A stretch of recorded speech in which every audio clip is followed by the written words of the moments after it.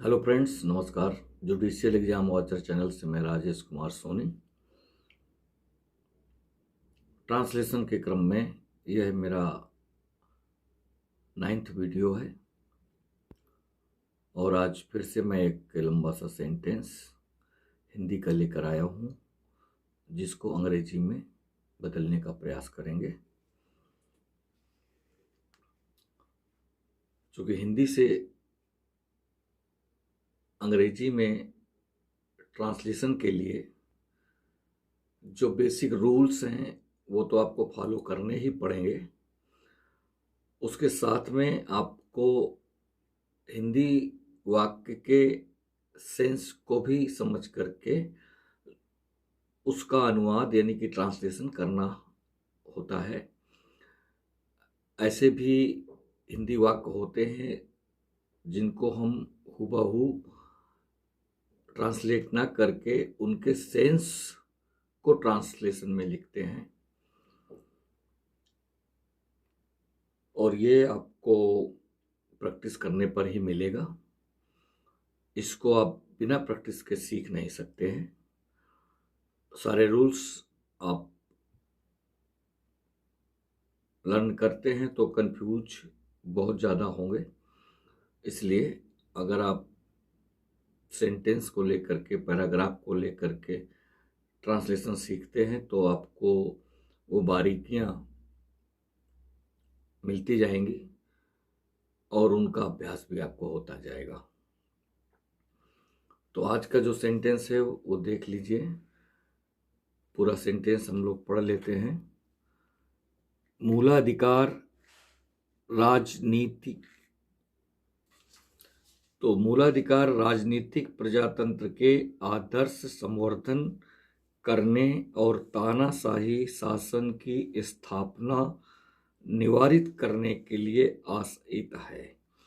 ये एक बड़े सेंटेंस का एक पार्ट है। अभी यहाँ फुल स्टॉप नहीं लगा हुआ है, तो ये एक पार्ट है। और आपको पता है कि एक सेंटेंस के अंदर एक से अधिक वर्ब्स हो सकती हैं, एक से अधिक ऑब्जेक्ट्स हो सकते हैं, कॉम्प्लीमेंट्स हो सकते हैं। तो इन्हीं को आपको अरेंज करते चलना है, आपको अरेंज करने की कला को सीखना है। ट्रांसलेशन में रूल्स के साथ साथ बहुत महत्वपूर्ण बात है कि हम वर्ड्स को अरेंज कैसे करते हैं। वाक्य के अंदर वाक्य यानी कि एक बड़ा सा वाक्य, फिर उसका उपवाक्य, उसके अंदर भी उपवाक्य होते हैं। तो इसलिए मैं ये कहता हूँ कि अगर आप पार्ट में उनको छोटे छोटे पार्ट में तोड़ लें तो आप उसको आसानी से बना जाएंगे। कनेक्टिविटी को आपको विशेष ध्यान रखना होगा, तभी वो सारे पार्ट्स अप टू डेट माने जाएंगे। तो यहाँ पर देखिए, मूलाधिकार राजनीतिक प्रजातंत्र के आदर्श संवर्धन करने और तानाशाही शासन की स्थापना निवारित करने के लिए आशयित है।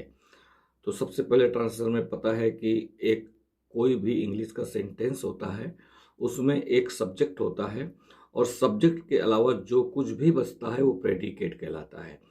तो मैं ये कहना चाहता हूँ कि अगर आप ग्रामर समझते हैं तो सारी की सारी ग्रामर सेंटेंस के एक ही पार्ट में होती है, जिसको हम प्रेडिकेट कहते हैं। प्रेडिकेट बहुत छोटा भी हो सकता है और बहुत बड़ा भी हो सकता है। चूँकि हमें लंबे हिंदी वाक्य का अनुवाद करना है, इसलिए आपके पास प्रेडिकेट स्वाभाविकता बड़ा ही होगा, छोटा हो नहीं सकता। तो यहाँ पर मूलाधिकार तो सब्जेक्ट हो जाएगा, और वैसे भी सब्जेक्ट से ही सेंटेंस को शुरू करते हैं। और यहाँ पर जो वर्ब है वो आश्रित हो जाएगी, और यहाँ पर दूसरी वर्ब है निवारित करने के लिए आश्रित है, तो इन्फिनेटिव बन जाएगा। लेकिन मैं कोशिश करूँगा कि बहुत ज़्यादा ग्रामर की बात ना करके सीधे सीधे अरेंजमेंट ऑफ वर्ड्स की बात करूँ और सेंटेंस कंप्लीट करने की कोशिश करूँ। तो मूलाधिकार, द फंडामेंटल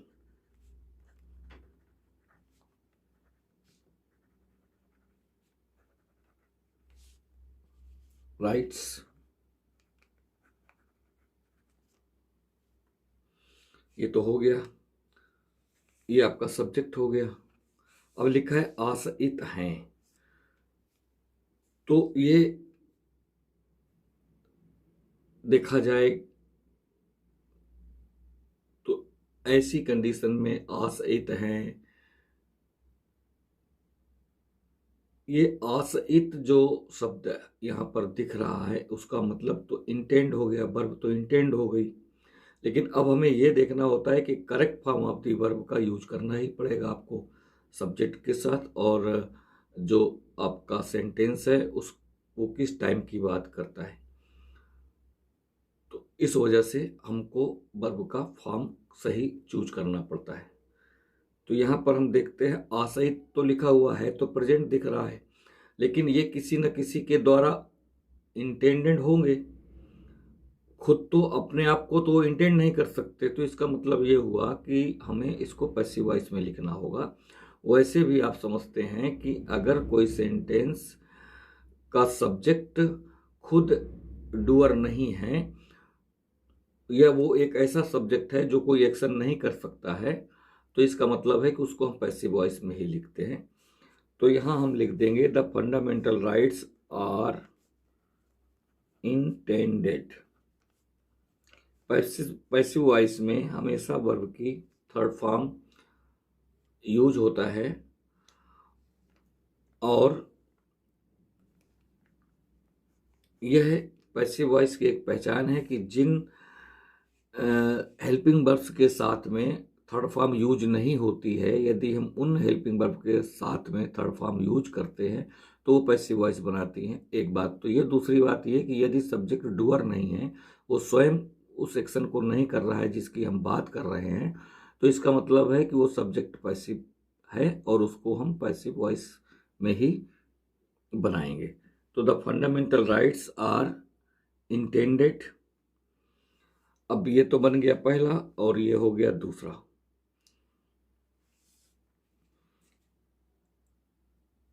अब हमें ये देखना है कि किस चीज को, किस, ये फंडामेंटल राइट्स जो है क्या आशयित कर रहे हैं। तो ये राजनीतिक प्रजातंत्र के आदर्श संवर्धन करने और तानाशाही शासन की स्थापना निवारित करने के लिए। तो ये आशयित है इन दो चीजों में से एक को स्थापित करना और दूसरे को निवारित करने की बात करता है यहाँ पर। तो पहले तो हम, चूंकि ये राजनीतिक प्रजातंत्र के आदर्श संवर्धन करने की बात कर रहा है, तो फिर हम यहाँ लिखेंगे संवर्धन को, हम संवर्धन के लिए जो यहाँ पर इंग्लिश का शब्द इस्तेमाल करेंगे उसको करेंगे फास्टर, FOSTER। तो हम लिखेंगे इंटेंडेड टू फास्टर। फास्टर किसको फास्टर करने के लिए, आदर्श संवर्धन करने के लिए। किसका आदर्श, राजनीतिक प्रजातंत्र के आदर्श संवर्धन के लिए। तो to foster the ideal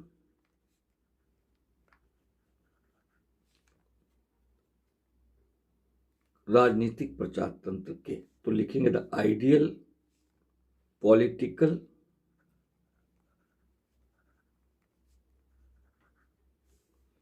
democracy.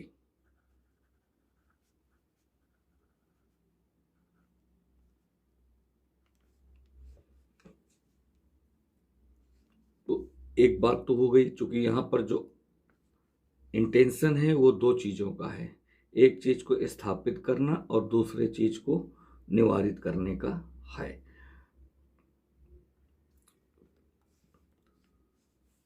तो संवर्धन करना यहाँ पर हमने टू फॉस्टर लिखा, चूंकि ये वर्ब तो है लेकिन यहाँ पर इन्फिनेटिव का काम कर रही है। इसमें जो मेन वर्ब है वो ये है। और जब दो वर्ब एक साथ यूज की जाती हैं तो एक तो मेन वर्ब होती है जो कि सीधे सीधे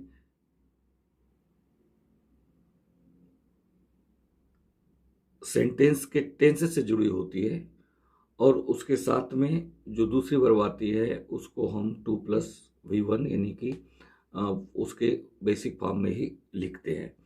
तो इंटेंडेड टू फॉस्टर राजनीतिक प्रजातंत्र के आदर्श, तो to foster the ideal political democracy.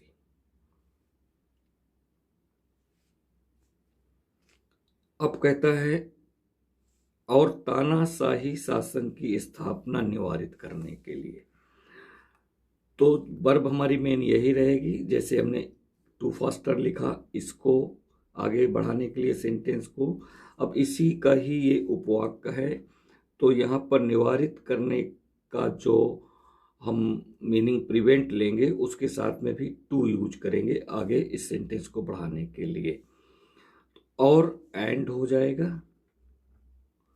इसके बाद निवारित करने के लिए टू प्रिवेंट। अब क्या निवारित करना है? तानाशाही शासन की स्थापना निवारित करना है।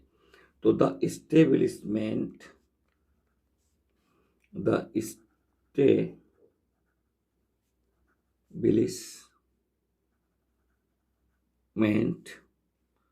ऑफ तानाशाही शासन, तो तानाशाही शासन के लिए, शासन तो रूल हो ही जाएगा, लेकिन तानाशाही को हम अथॉरिटेरियन बोलेंगे। यहाँ पर अथॉरिटेरियन रूल।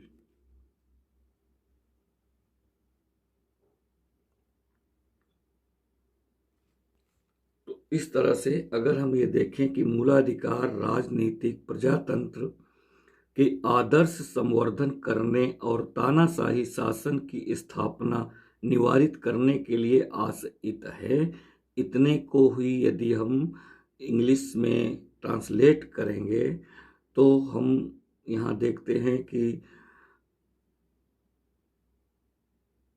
थोड़ा सा टेंस का ज्ञान और arrangement of sentence, arrangement of words इस सेंटेंस को कंप्लीट करता है। The fundamental rights are intended, आशयित हैं, टू फॉस्टर संवर्धन करने के लिए। क्या संवर्धन करने के लिए? द आइडियल पॉलिटिकल डेमोक्रेसी, और तानाशाही शासन की स्थापना निवारित करने के लिए। तो and to prevent the establishment of authoritarian rules. तो अथॉरिटेरियन रूल को प्रिवेंट करना है और आइडियल पॉलिटिकल डेमोक्रेसी को हमें फॉस्टर करना है। अगर सेंटेंस में कुछ चीज़ें क्लियर होती हैं तो अरेंजमेंट ऑटोमेटिक आपके माइंड सेट में बनने लगता है। अब कहा गया परंतु उनका कोई मूल्य नहीं है जब तक कि न्यायालयों का सहारा लेकर उन्हें परिवर्तित न कराया जा सके। तो यानी कि जो मूलाधिकार हैं उनका जब तक कोई मूल्य नहीं है, जब तक उनको न्यायालय का सहारा लेकर के परिवर्तित न कराया जा सके। तो अब हमें परंतु आपको पता ही है कि बट बनेगा, अभी सेंटेंस कंप्लीट नहीं हुआ है, फुल स्टॉप नहीं है, इसलिए परंतु को हम स्मॉल से ही आगे लिखेंगे। परंतु उनका मतलब ये मूलाधिकार, तो उनके के लिए हम यहाँ पर दे यूज करेंगे। अब कोई मूल नहीं है तो इसको हम लिख सकते हैं they are of no value. या फिर आप लिख सकते हैं दे हैव नो इम्पोर्टेंस या दे हैव नॉट इम्पोर्टेंस, ये भी यहाँ पर आप लिख सकते हैं। इसके बाद ये जब तक की शब्द आता है, ये कंजक्शन है। तो जब तक कि न्यायालयों का सहारा लेकर उन्हें प्रवर्तित ना कराए, तो जब तक कि के आगे अगर ना लगा हुआ है तो हम इस कंजक्शन को अनलेस बनाते हैं। जब तक कि और उसी के आगे जब आप पढ़ते हैं वो सेंटेंस में आपको ना मिलता है हिंदी में, तो इसका मतलब वो जब तक कि अनलेस वाला है। तो जब तक कि अनलेस, और जब अनलेस लिख देंगे तो आगे जहां पर भी उसी सेंटेंस के आगे जहां ना मिलता है उसके लिए हम नॉट नहीं बनाएंगे, क्योंकि ये जो ना है ना, ये इसी अनलेस में आ जाता है, इसकी मीनिंग में वो शामिल हो जाता है। इसलिए अनलेस के आगे जो भी हम सेंटेंस लिखेंगे वो निगेटिव नहीं लिखेंगे, लेकिन हिंदी में निगेटिव होगा वो। तो अनलेस 9 नंबर आ गया।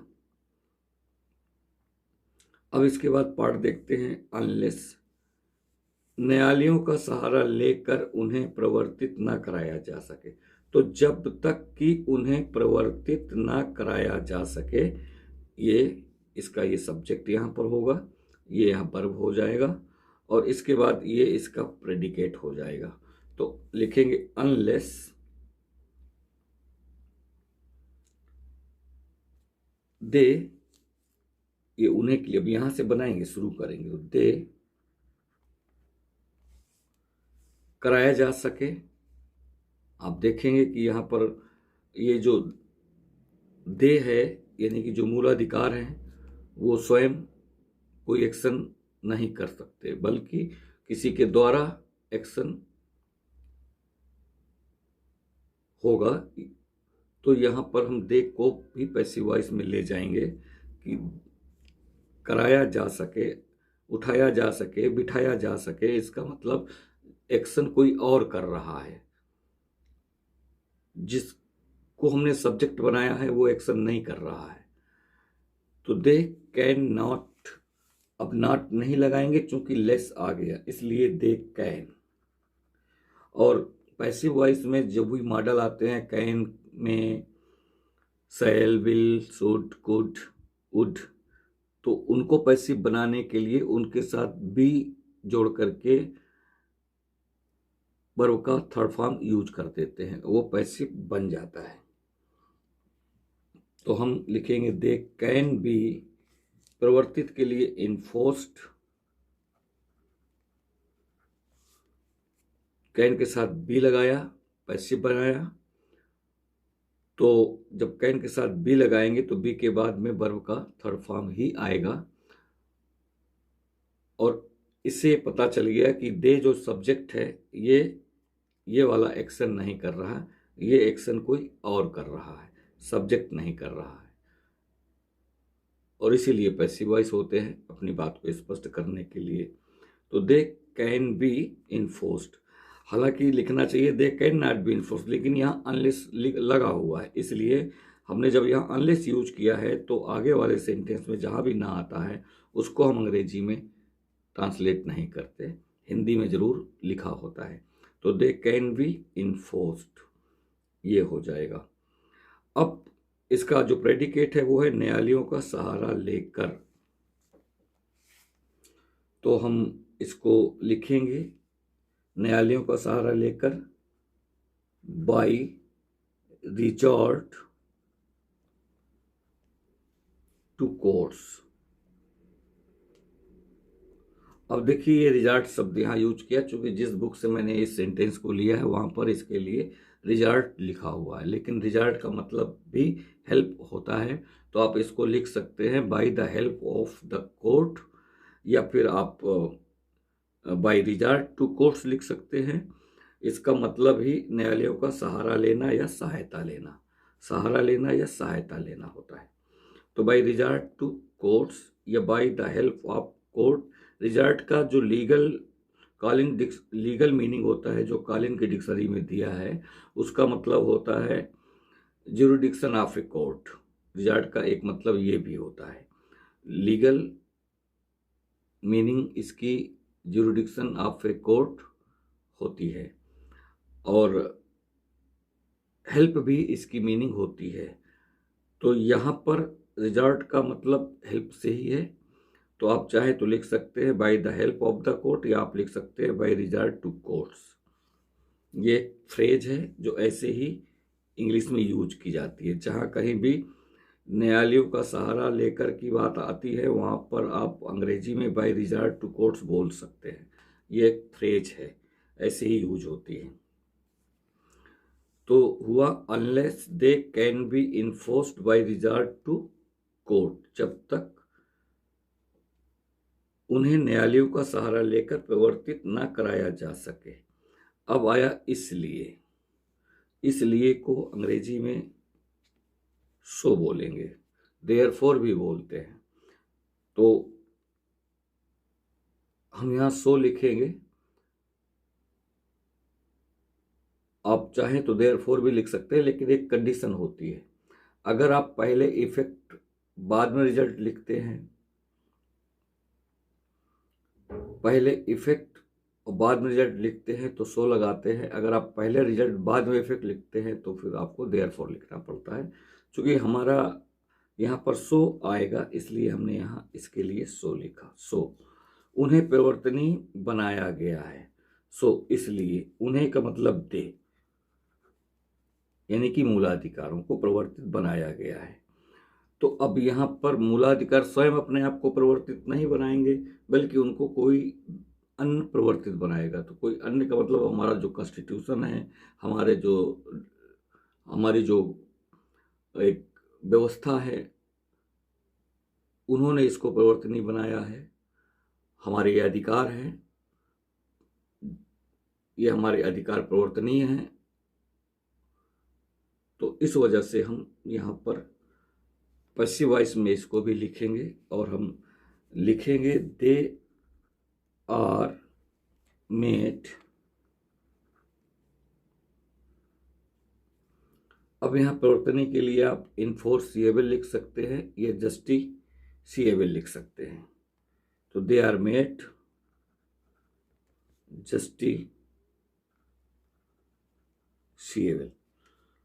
अब आप ये कह सकते हैं कि यहाँ पर एक ये छोटा सा अगर पार्ट आप देखें कि उन्हें प्रवर्तनीय बनाया गया है।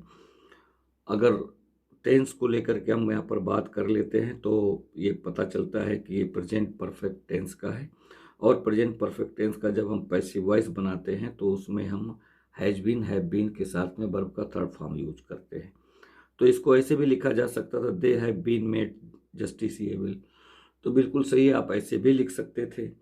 लेकिन चूंकि हम एक स्टैंडर्ड सेंटेंस को ट्रांसलेट कर रहे हैं, और इसका जो सेंस है ये वास्तव में यहाँ पर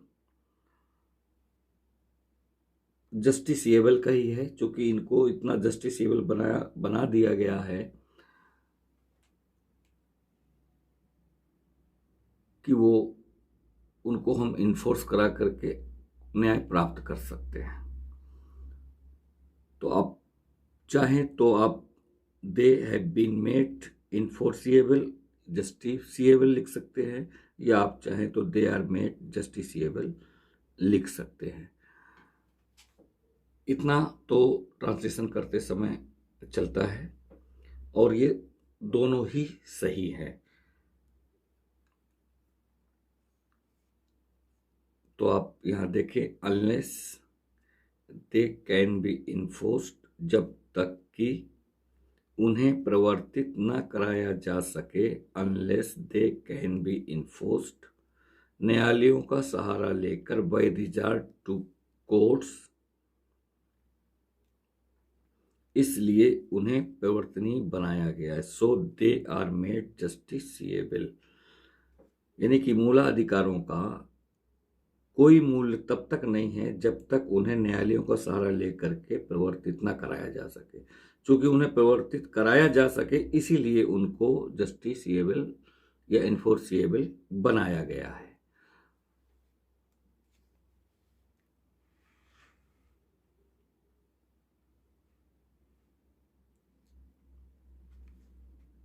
तथापि अपने महान महत्व के होते हुए भी राज्य के नीति निर्देशक तत्व अपनी प्रकृति में विधि द्वारा स्थापित न्यायालय द्वारा प्रवर्तित नहीं किए जा सकते।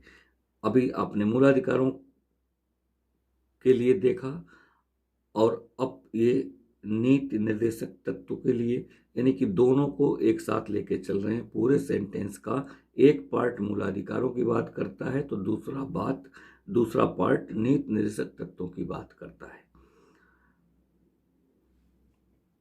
तो जब कभी ऐसा सेंटेंस आपके सामने आता है कि तथापि लगा हुआ है और उसके आगे वाले सेंटेंस में के होते हुए भी दिया गया है, तो ये तथापि तो कंजक्शन का काम करेगा और ये जो है एडवर्ब का काम करेगा, के होते हुए भी।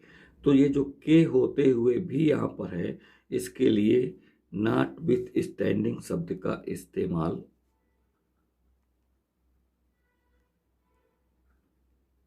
करना चाहिए, खासतौर से तब जब आपका सेंटेंस तथापि कंजक्शन से शुरू होता है और उसके आगे वाले सेंटेंस में के होते हुए भी दिया हुआ है।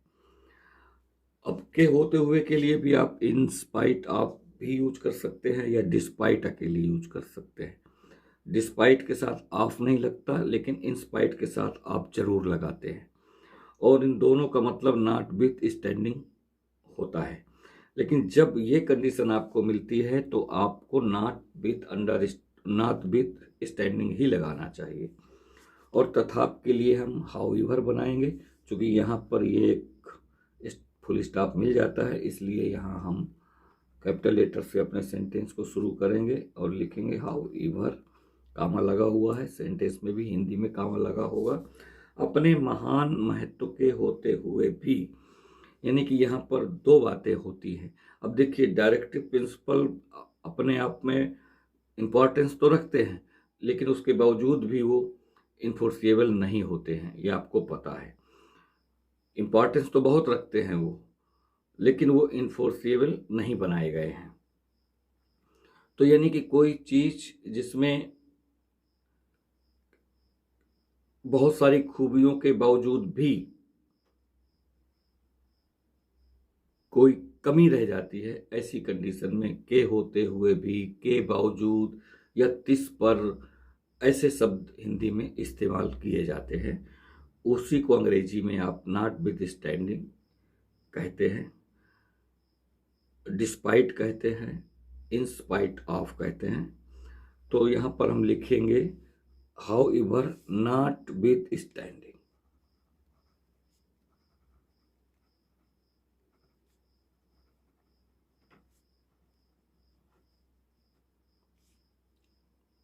नॉट विथ स्टैंडिंग, अपने महान महत्व के होते हुए भी, अपने दियर,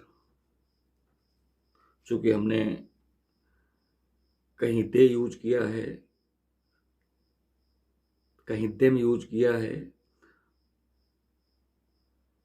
तो यहां अपने की अंग्रेजी उसके अकॉर्डिंग हम दियर यूज करेंगे। अगर हमने सब्जेक्ट में दे यूज किया है तो हमें उस सब्जेक्ट के अपने की अंग्रेजी दियर यूज करना पड़ेगा। तो दियर ग्रेट इंपॉर्टेंस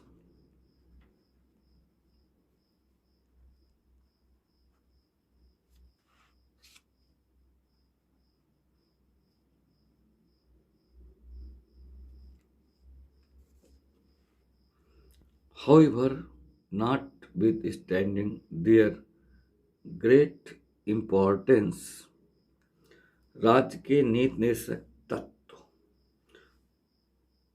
अब यहाँ पर हमें, अभी तक हमने देखा यहाँ पर केवल अरेंजमेंट ऑफ वर्ड्स था, कंप्लीमेंट्स थे, सब्जेक्ट नहीं था। सब्जेक्ट है यहाँ पर ये राज के नीति निर्देशक तत्व। तो the directive principles.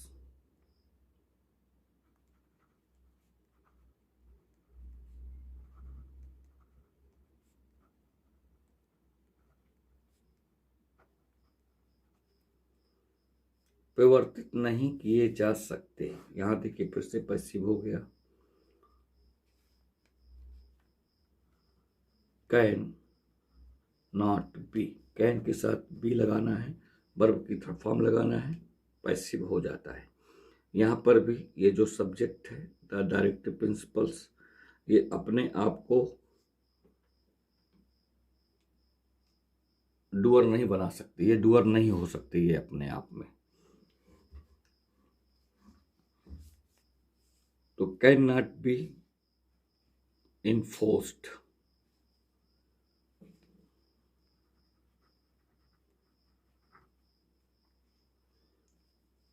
The directive principles cannot be enforced। अपनी प्रकृति में, विधि द्वारा स्थापित, न्यायालय द्वारा, ये दो चीजें हैं। तो कैन नॉट बी इन्फोर्स्ड, विधि द्वारा स्थापित, न्यायालय द्वारा, by a court of law. अपनी प्रकृति में मतलब in their nature of things. In their nature of things, अपनी प्रकृति में या अपनी ही तरह में, ऐसी कंडीशन में हम ये पूरा का पूरा फ्रेज ही लिख देते हैं। इन दियर नेचर ऑफ थिंग्स समान बोलचाल में लोग यूज करते रहते हैं। ये टोटल फ्रेज है जो कहते हो हम लिख देते हैं जब भी कभी बात आती है अपनी तरह में या अपनी प्रकृति में।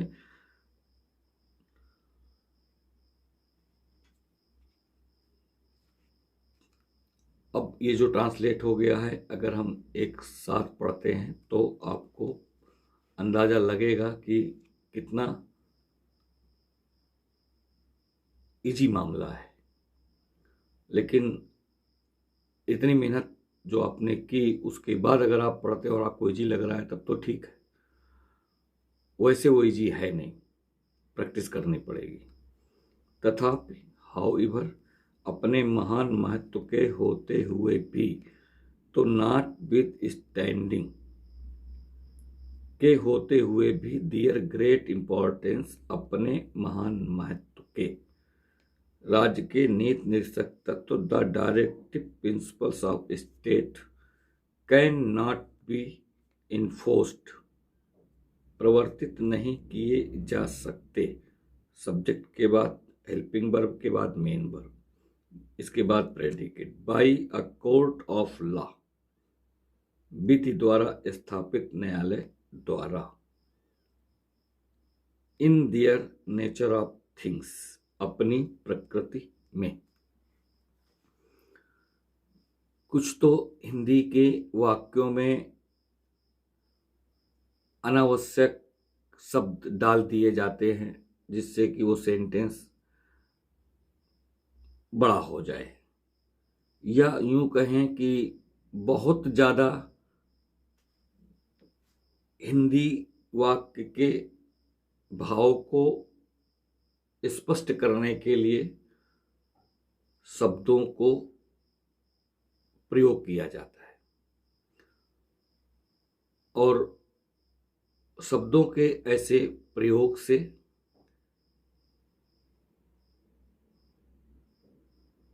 शब्दों की अधिकता की वजह से अरेंजमेंट करने में, शब्दों को व्यवस्थित करने में थोड़ा सा कठिनाई हो सकती है।